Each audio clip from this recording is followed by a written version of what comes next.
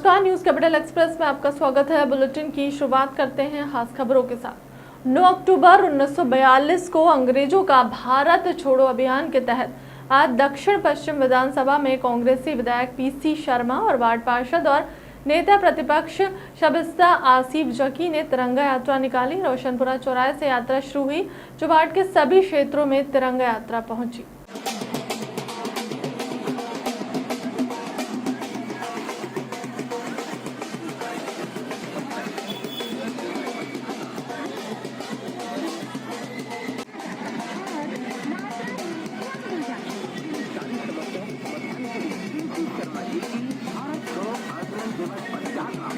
अभियान के तहत आज वार्ड में रैली निकाली गई तिरंगा यात्रा। जी, तिरंगा यात्रा निकली है। 75 किलोमीटर की तिरंगा यात्रा यहाँ पर आज वार्ड नंबर 24 के अंदर थी। आज हम पूरे वार्ड 24 के अंदर रोशनपुरा, अंसल, खाता रुस्तम का कच्चा बंगला, धर्मपुरी और अंसल अपार्टमेंट सब जगह से होते हुए यहाँ पर आए हैं। मेन चौराहे पर आकर समापन हुआ है। नगर निगम कह रही है कि बजट नहीं है हमारे पास, रोड को हम सुधार नहीं पा रहे हैं। अभी 13 अगस्त को जो इन्होंने लोक अदालत लगाई थी उसमें 20 करोड़ रुपए आए हैं, तो वो क्या करेंगे इसका? अभी 3 साल से ऐसे इनकी वसूली हो रही थी, कभी 40 करोड़ आ रहे थे, कभी 20 करोड़ आ रहे थे। वो पैसे कहाँ गए, उसका हिसाब देना।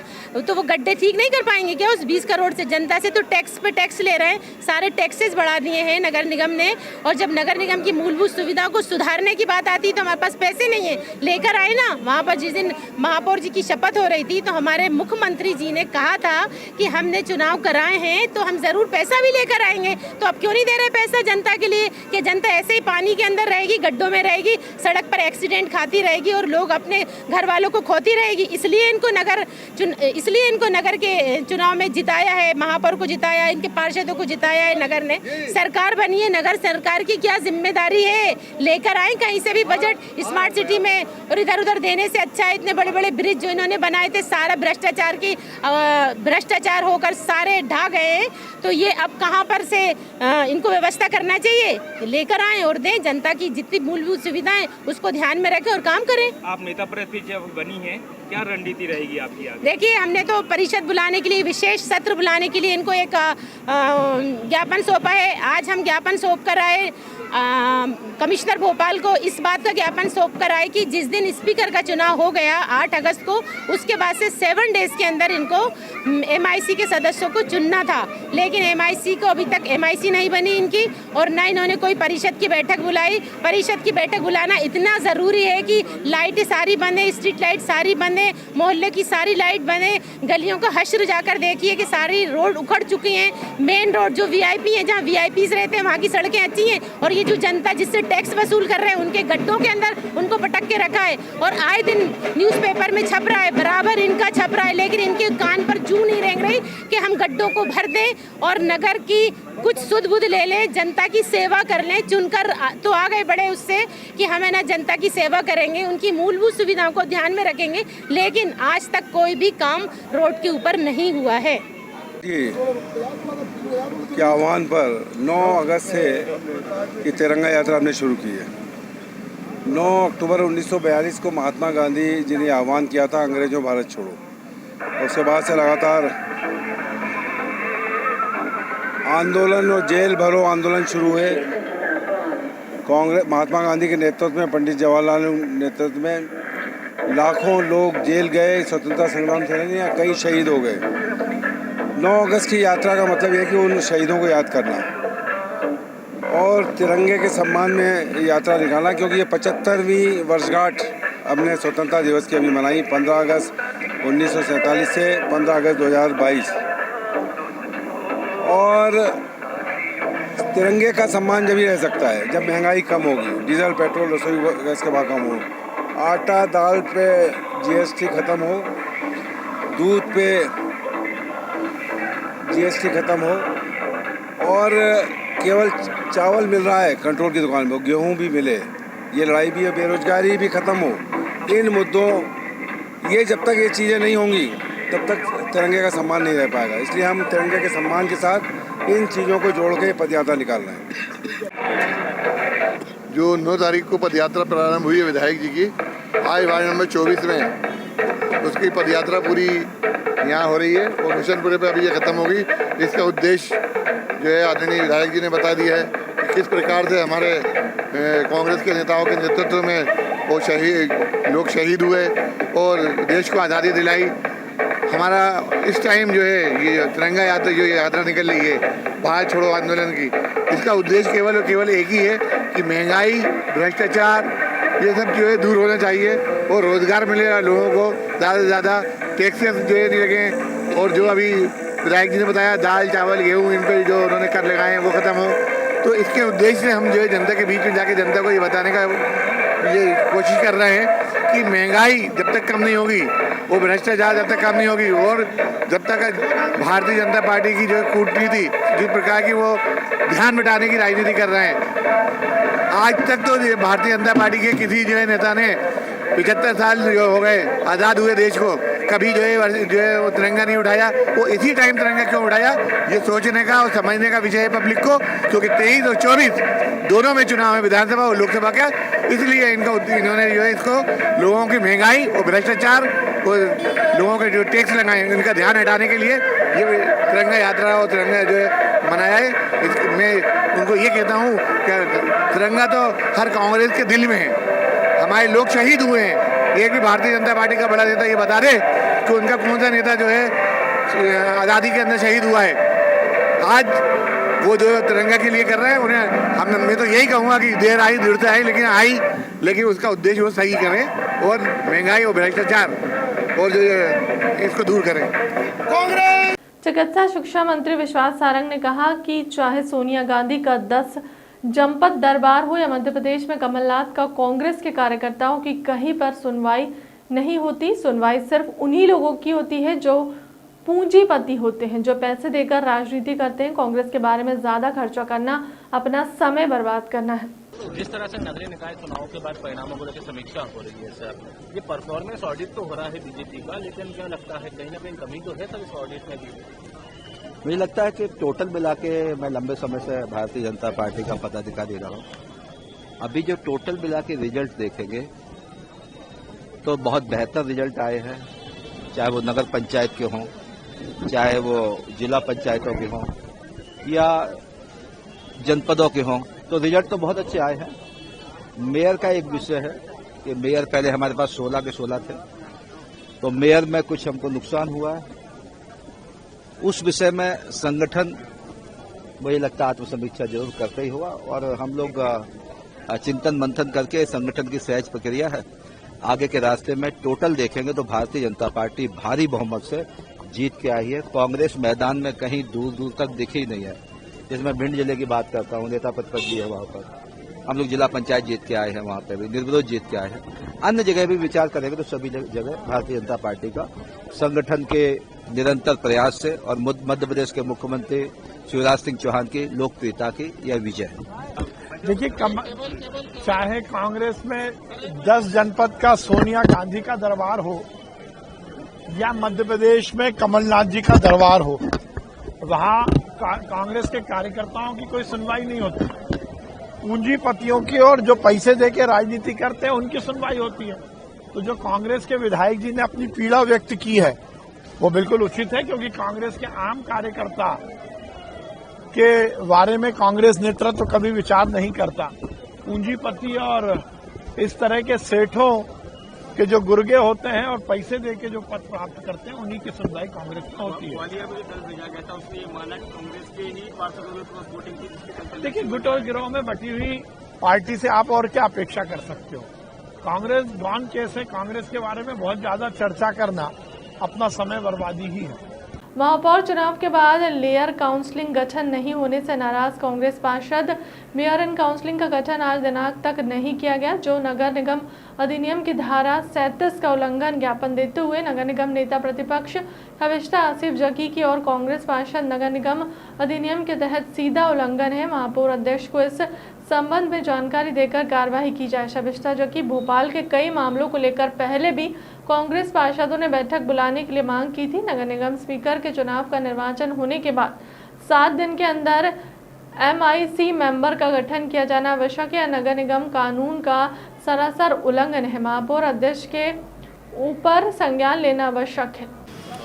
हाँ जी, हम लोग ज्ञापन देने आए थे यहाँ पर कमिश्नर साहब को, चूँकि इन लोगों की जो शपथ हुई थी अध्यक्ष का निर्वाचन 8 अगस्त को हो चुका था और इनको नगर निगम अधिनियम के तहत 7 दिन के भीतर MIC का गठन करना था, इन्होंने नहीं किया। तो ये सरासर सारे कानूनों को तोड़कर उसका उल्लंघन कर रहे हैं, नगर निगम अधिनियम का उल्लंघन कर रहे हैं। और ना ही ये नगर निगम और मेयर एंड काउंसलर ये सारे लोग नियमों की धज्जियां उड़ा रहे हैं। तो हम लोग ज्ञापन देने आए थे। इनको अगर निगम चलानी है तो इनको सही तरीके से सारे MIC मेंबर का अब तक गठन कर देना चाहिए था और 15 दिन के अंदर इनको मीटिंग बुलाना चाहिए था। भोपाल शहर के अंदर इतनी परेशानियां हो रही हैं और ये सारी चीज़ों से बचने के लिए हर चीज़ में डिले कर रहे हैं और अगर ये ऐसा करते रहेंगे तो फिर ये भंग कर दें।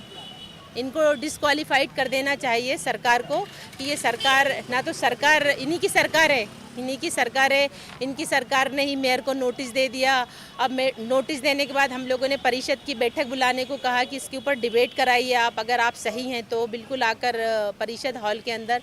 वो कार्य भी नहीं हुआ, ना परिषद का अभी तक हम लोगों को बताया कि कब परिषद की बैठक हम बुलाएंगे। फिर दूसरा एक और उल्लंघन ये कर दिया कि अब यहाँ पर अभी तक किसी भी MIC मेंबर्स का गठन नहीं किया गया है, तो ये बहुत ज़रूरी है। ये सारे नियमों की धज्जियां उड़ा रहे हैं, तो ऐसे कैसे परिषद चलेगी। भोपाल शहर की जनता ने इनको चुना है तो इनको सारा मान सम्मान कानून का रखना चाहिए। यही हम इसलिए ज्ञापन देने आए हैं। बीजेपी प्रदेश अध्यक्ष BD शर्मा ने कांग्रेस पर साधा निशाना। कहा कांग्रेस को खुद अपनी पार्टी की ओर एक बार झांकना चाहिए। कांग्रेस अप्रासंगिक हो गई है, धरातल पर खत्म हो गई है। कांग्रेस पार्टी में धीरे धीरे सब कुछ खत्म होता जा रहा है। अभी राहुल गांधी आएगा और दोबारा बचा हुआ सब खत्म करके चले जाएंगे।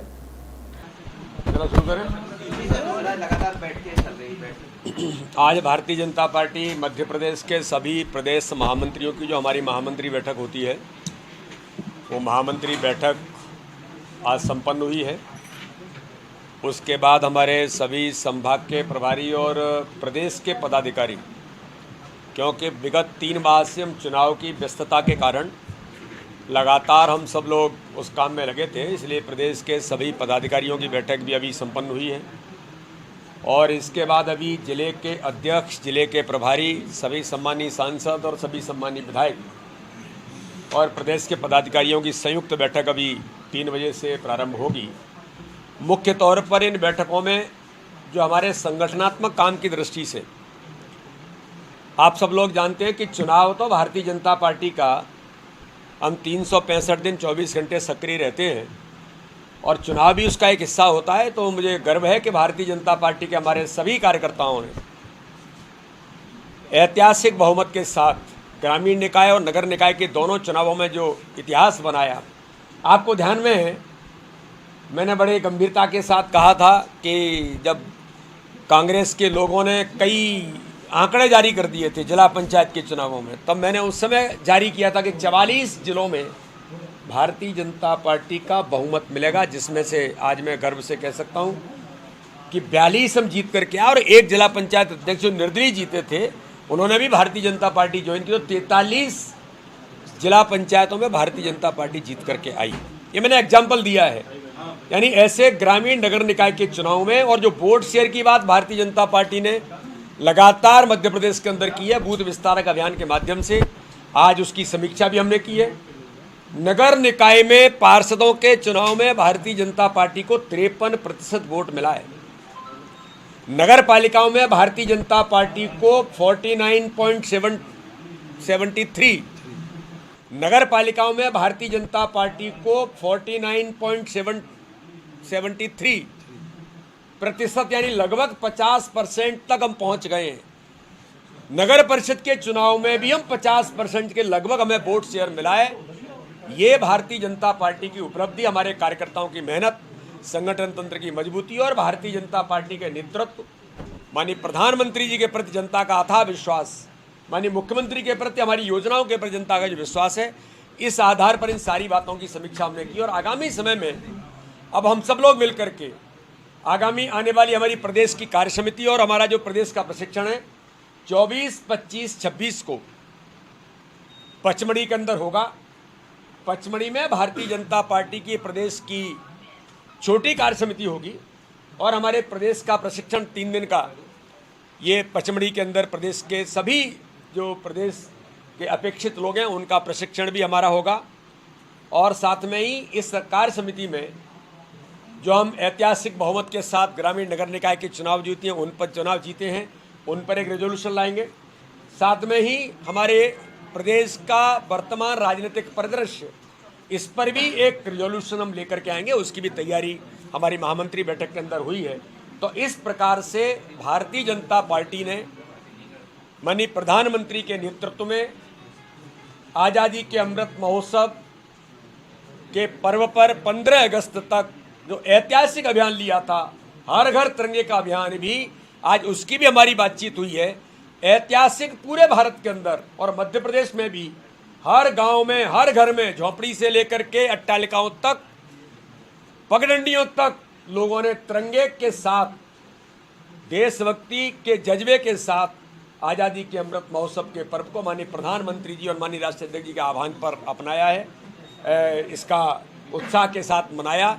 इसलिए मैं सबको बहुत इस बात के लिए बधाई देता हूँ, बहुत बहुत शुभकामनाएं। नवंबर में और 18 नवंबर में, और बड़ी बात यह है कि 18 दिन मध्य प्रदेश में गुजारने वाले हैं भारत जोड़ो आंदोलन, भारत जोड़ो यात्रा करना चाहिए। देखिए, मुझे ऐसा लगता है कि एक बार उन्होंने दौरा किया था बुंदेलखंड का और एक अनुसूचित जाति के भाई के घर रोके थे और बाद में वहाँ से सारे कमोड अमोड सब उखाड़ के लोग कांग्रेस को लोग ले गए थे और उस बुंदेलखंड में कभी लौट करके नहीं आए।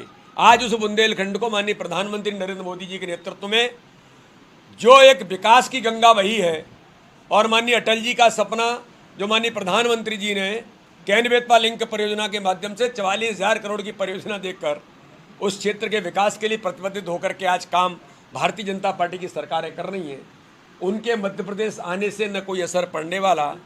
और मध्य प्रदेश के अंदर वो हमेशा ही देखते हैं,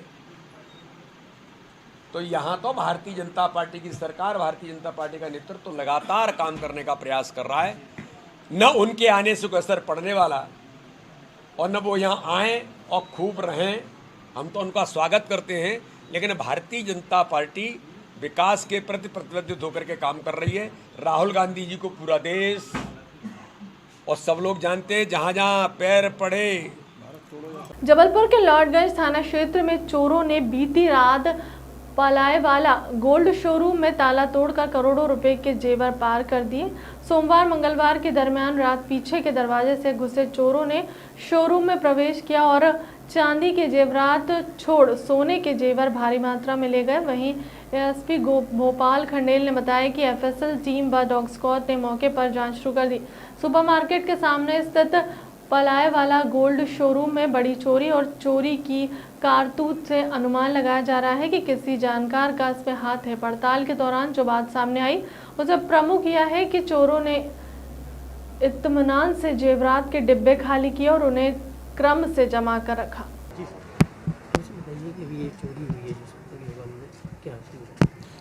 यहाँ लॉर्डगंज थाना क्षेत्र में इंडियन कॉफ़ी हाउस सुपरमार्केट के सामने जो एक पायल वाला शॉप है, ज्वेलरी शॉप है, उसमें आज रात्रि चोरी हुई है, नकबजनी हुई है।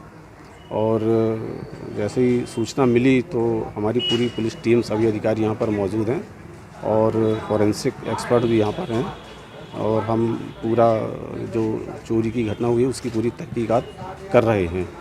चोरों ने किस तरीके से चोरी की है? उन्होंने पीछे साइड में एक इनका जो गेट है, चैनल गेट, उसका उन्होंने ताला काटा है और आगे घुस के फिर जितने भी ताले उनको काट कर ताले को काट कर और शोरूम में एंटर किया है और उसके बाद फिर चोरी की गई है। सर सीसी कैमरे भी लगे हैं, उसमें कुछ वो सब चीज़ें देखी जा रही हैं। अंदाज कितनी का होगा? अंदाज क्या है वो अभी शॉप के लोग कैलकुलेट कर रहे हैं। लाखों रुपए की कीमत की ज्वेलरी चोरी हुई है। वैसे तो पन्ना पवित्र नगर, पन्ना में कई ऐतिहासिक और धार्मिक स्थल हैं, लेकिन पन्ना में स्थित बलदाऊ का मंदिर भक्तों की विशेष आस्था का केंद्र है। इस मंदिर में श्री कृष्ण के बड़े भाई बलदाऊ की विशाल शालिग्राम प्रतिमा विराजमान है। संपूर्ण ब्राह्मण को शेषनाग के रूप में फन पर धारण करने वाले सृजन ने इस सृष्टि के कल्याण हेतु मानव अवतार लिया, जिन्हें बलदाऊ कहा गया। शेष अवतार बलदाऊ भैया का जन्मोत्सव आज देश के इकलौते बलदेव मंदिर पन्ना से पूरी भव्यता व श्रद्धा के साथ मनाया गया। बलदेव जिनके एक हाथ के हल और दूसरे हाथ में मूसल लिए शालिग्राम पत्थर की प्रतिमा विराजमान है। पन्ना में आज बलदेव जन्मोत्सव जैसे हलछठ महोत्सव के नाम से भी जाना जाता है। इस त्यौहार को लेकर जन जन में उत्सुकता और उत्साह देखा गया। इस महोत्सव में बलदेव मंदिर को बड़े ही आकर्षक ढंग से सजाया गया। ठीक 12 बजे भक्तों को बड़े इंतजार के बाद भगवान के दर्शन हुए। भक्त कई घंटों पहले भगवान के दर्शन का इंतजार कर रहे थे।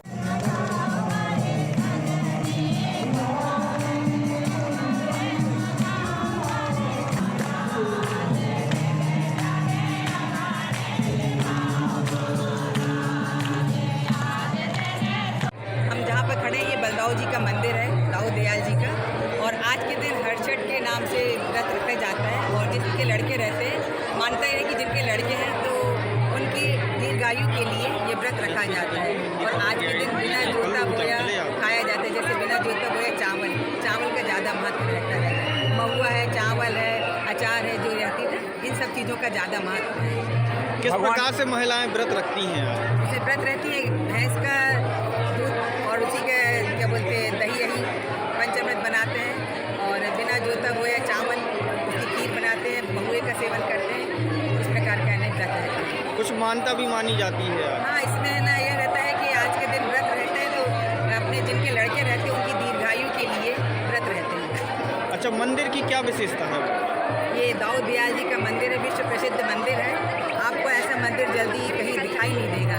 16 कलाओं से युक्त है। इसमें 16 खिड़की, 16 दरवाजे, 16 खंभे, और साथ ही साथ जब अपन यहाँ पे इस मंदिर में प्रवेश करते हैं तो 54 हवाओं की झोंका जब साथ में रहता है तब बोलते तभी अपन यहाँ दर्शन करने आते हैं। क्योंकि इनके दर्शन ऐसे नहीं कि अपन सोचे कि कर लें, तो नहीं, जब अपन के साथ इतने 54 झोंकों का रहता है, हवाओं का झोंका, तभी अपन अंदर प्रवेश करते हैं। भगवान बलदेव को कृषि का देवता माना गया है, और भारी बारिश के लिए भी लोग भगवान बलदेव की आराधना करते हैं। क्या मानते हैं? आज है ना जो दाऊ दयाल जी हैं, ये हलदर के नाम से भी जाने जाते हैं, और इसीलिए ना आज के दिन जोता बोया नहीं खाया जाता है। और जब वर्षा नहीं हुई थी तो उस टाइम हलदर यानी अपने जो बलदाऊ जी हैं तो उनका ही महत्व है कि उनके जो हल से जो जोता गया था तब भारी वर्षा हुई थी। क्या नाम है आपका? मैं आशा गुप्ता। धन्यवाद। भाद्र कृष्ण पक्ष षष्ठी तिथि को हल षष्ठी के नाम से और हर बुंदेलखंडी में हरचट कहते हैं इसे। यहाँ पर आज महिलाएं पुत्र के दीर्घायु के लिए इस उत्सव को मनाती हैं। पुत्र जन्म के लिए जिनकी संतान नहीं होती वो भी भगवान बलदाऊ जी के इस जन्म उत्सव को रूप में हल षष्ठी को मनाती हैं। और ये कलयुग का वृंदावन है पन्ना नगर, और बुंदेलखंड का ब्रज है।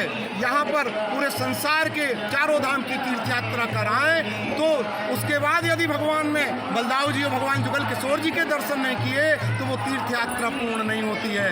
इसी प्रकार से आज यहाँ पर वृंदावन में जो कलयुग का है पन्ना नगर में भगवान बलदाऊ जी का जन्मोत्सव आज बड़े धूमधाम से मनाया जा रहा है। आज भगवान ठीक 12 बजे यहाँ पर प्रकट हुए, उनका जन्मोत्सव मनाया गया, और यहाँ पर पूरे बुंदेलखंड से लाखों श्रद्धालु आज भगवान के दर्शन करने कहते हैं कि ऐसा मंदिर कहीं नहीं है। क्या विशेषता है इसकी? ये ऐसा मंदिर पूरे संसार में कहीं नहीं है। एक तो ये बहुत भव्य मंदिर है, इसकी ऊंचाई सबसे ज़्यादा है, इसकी चौड़ाई सबसे ज़्यादा। ये 16 कलाओं से पूर्ण मंदिर है। भगवान कृष्ण की जो 16 कलाएँ थीं, भगवान नारायण की 16 कलाएँ थीं, उन्हीं 16 कलाओं पर आधारित मंदिर है। इसमें 16 खम्भे हैं, 16 दरवाजे हैं, 16 गुंबद हैं, 16 के ही गुणन में सब कुछ यहाँ पे है। और ये अनोखी उत्तर भारतीय पाश्चात्य कला का अनोखा ये मंदिर है। इस मंदिर के समान संसार में कोई दूसरा मंदिर नहीं है। पंडित योगेंद्र अवस्थी, पंडित। राजधानी भोपाल के कई सड़कों की हालात खराब बनी हुई है। लेकिन इनकी सुध लेने वाला कोई नहीं है। राजधानी के ईदगाह हिल्स में आने वाले संजय नगर रामनगर की सड़कों की हालात बद से बदतर हो गई है। वार्ड क्रमांक 11 के रहवासियों के पूर्व पार्षद मेवालाल बनर्जी के साथ मिलकर खराब सड़कों को लेकर विरोध प्रदर्शन कर विधायक आरिफ अकील के खिलाफ मोर्चा खोला गया और पूर्व पार्षद मेवालाल ने कहा कि वार्ड में रहने वाले बच्चों और उनके पालकों की शिकायत लगातार मिल रही थी।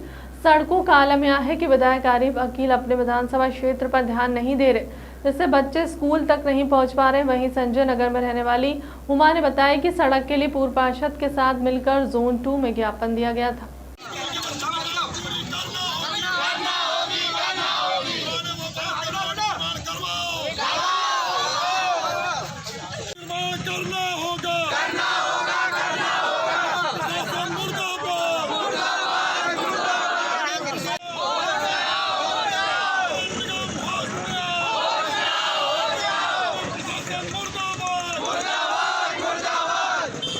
नाम बताइए। मेरा नाम हुमा है, मैं संजय नगर में ही रहती हूँ। क्या समस्या आपको? समस्या ये रोड की है और हमने कुछ दिन पहले मेवालाल जो पूर्व पार्षद थे उनके साथ जाके ज्ञापन भी दिया नगर निगम जोन में 2 में जाकर इस रोड के लिए, मगर अभी तक कोई सुनवाई नहीं हुई। और आए दिन एक ना एक कोई हादसा होता है। आज से 8-15 दिन पहले एक ऑटो पलट गया जिसमें कुछ लेडीज़ें थी, एक प्रेग्नेंट और लेडीज़ भी थी, उसके भी लगी है। और आए दिन कभी भी जानलेवा साबित हो सकता है ये रोड। हम ये चाहते हैं कि ये रोड बन जाए। आरिफ अकील साहब बीमार है, मगर उनके बेटे हैं, उनके भाई हैं, वो आकर तो इस समस्या को हल कर सकते हैं। वो यहाँ के विधायक हैं, अगर वही नहीं सुनेंगे तो कौन सुनेगा? कोई तो सुने हम लोगों की। सारे रोड ऐसे ही हो रहा है, पूरे संजय नगर के रोड ऐसे ही हो रहा है, आए दिन का काम है ये। और हम चाहते हैं जल्द से जल्द हमारा रोड बने ताकि हमारे बच्चे सुकून से स्कूल आए। बच्चों को छोड़ने जाते हैं, आते टाइम ऐसा लगता है कहीं ऐसा ना हो कोई हादसा हो जाए बच्चे के साथ। इसलिए हमारी निवेदन है उनसे, आरिफ अकील जी से, कि वो आप इस रोड के लिए जल्द से जल्द इसकी मरम्मत करवाएं, इसको रोड को बनवाएं। नाम बताइए। मेरा नाम मेवालाल बनर्जी, मैं पूर्व पार्षद हूँ वार्ड नंबर 11 से। देखिए ये जनहित का काम है और मेरा बचपना बीत गया, कई वर्षों से मैंने देखा है कि यहाँ का सड़क का निर्माण नहीं हुआ है।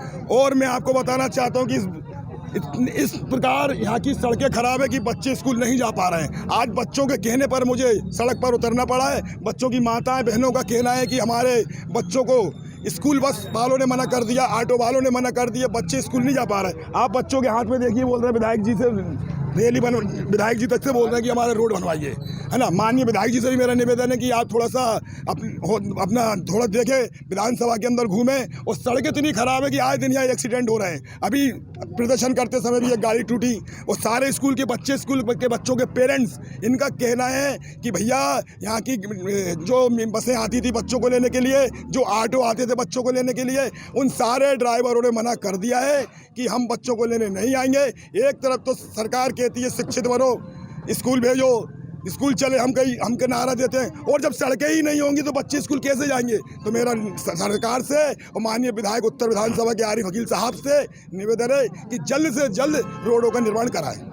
बुधनी में मानवता को शर्मसार करने का मामला सामने आया है, जिसमें मृत युवक का पोस्टमार्टम करवाने परिजनों को शव कंधे पर उठाकर ले गए। जानकारी अनुसार बुधनी स्वास्थ्य केंद्र के पीछे बने मर्चुरी रूम का रास्ता कीचड़ और दलदल में तब्दील हो गया, जिसकी वजह से लोगों का वहां तक पहुंच पाना मुश्किल हो रहा है। हाल ही में अस्पताल भवन निर्माण कार्य चल रहा है, जिसमें ठेकेदार द्वारा पीछे बने मर्चुरी रूम के रास्ते में मलबा पटक दिया था, जिसकी वजह से हालात बने। आप तस्वीरों में देख सकते हैं कि किस तरह लोगों को तकलीफों का सामना करना पड़ रहा है।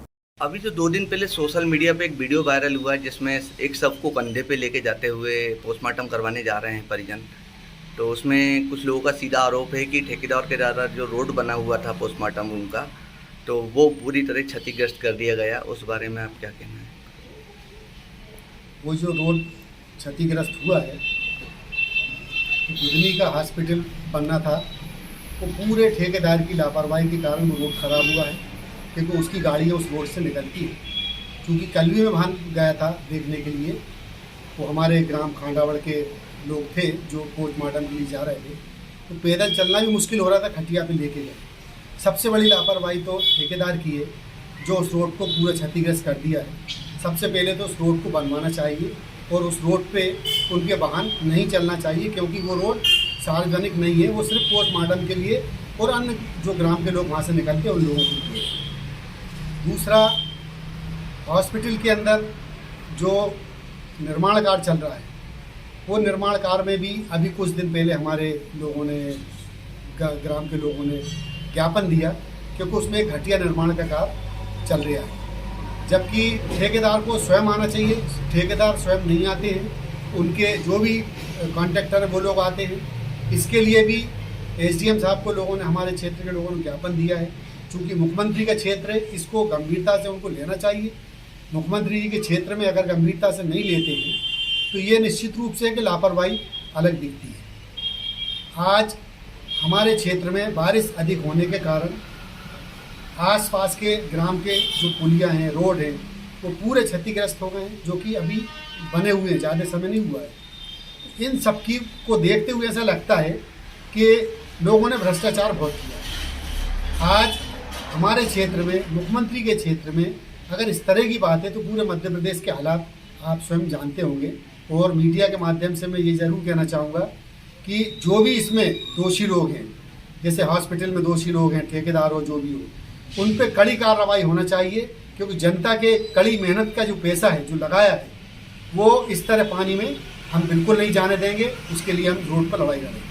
इसके ये तो एक कार्य योजना होगी, मगर इसके तत्काल ये एक्शन लिया जा रहा है कि हमारे पास जो उपलब्ध तकनीकी अमला है, उसमें ग्रामीण यांत्रिकी सेवा और PWD के इंजीनियरों का एक दल बना के तत्काल जांच कराई जा रही है, और जांच में जो तथ्य आएंगे वो उसके हिसाब से वरिष्ठ अधिकारियों को उससे अवगत कराएंगे। सर, लोगों का आरोप है कि अभी 2 दिन पहले जो सबको कंधे पे रख के ले गए, पोस्टमार्टम जाने का जो रास्ता क्षतिग्रस्त ठेकेदार के द्वारा किया गया है, इस बारे में आप क्या कहेंगे? जो दल गठित किया जा रहा है उसमें ये भी तथ्य शामिल है कि इस संबंध में भी दल जांच करे कि जो रोड को नुकसान हुआ है या रोड में जो मिट्टी डाली गई है निर्माण एजेंसी द्वारा, उससे तो कहीं रोड खराब नहीं हुआ। अगर रोड खराब हुआ तो उसके लिए जिम्मेदार मानते हुए उसके खिलाफ कानूनी कार्रवाई की जाएगी। फिलहाल के अब तक की खबरों में इतना ही। देश दुनिया की तमाम बड़ी खबरों के लिए बने रहे हमारे चैनल के साथ। नमस्कार।